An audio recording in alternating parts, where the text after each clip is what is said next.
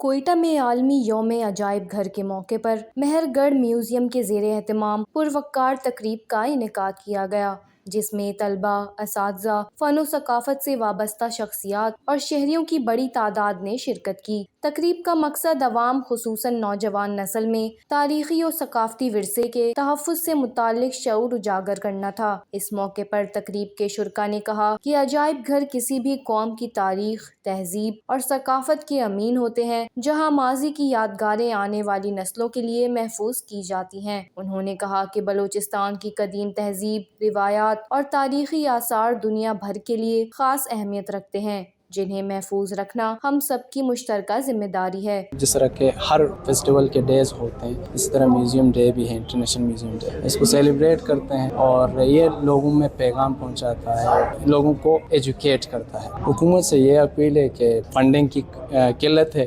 Museum میں، پورا museum سالانہ 7,000 پہ چل رہا ہے، حالانکہ ہم نے بہت لکھا ہے حکومت کو، ٹو بی فیئر ہم اپنے ہی وہ خرچے پہ کر رہے ہیں سب کچھ۔ 8 مئی کو ورلڈ میں میوزیم انٹرنیشنل ڈے منایا جاتا ہے۔ اس کا بنیادی مقصد یہ ہے کہ اپنے کلچر کو پورے عوام کے ساتھ وہ شیئر کرنا ہے، اور اس سے ہمیں پتہ چلتا ہے کہ مختلف پرانے لوگ تھے، ان لوگوں نے اپنی زندگی کیسے بسر کی ہے، جس کو آج کی ہمارے دور کے ساتھ کمپیئر کیا جائے۔ اس موقع پر شرکاء کے لیے مختلف گیلریز اور تاریخی نوادرات کی خصوصی نمائش بھی سجائی گئی، جہاں بلوچستان کی ثقافت اور تاریخی اشیاء لوگوں کی توجہ کا مرکز بنی۔ طلباء نے خصوصی دلچسپی لیتے ہوئے تاریخی معلومات حاصل کی اور اس اقدام کو خوش آئند قرار دیا۔ تاہم اس موقع پر میوزیم کی انتظامیہ نے حکومت بلوچستان سے میوزیم کی فنڈنگ بڑھانے کی بھی استدعا کی ہے۔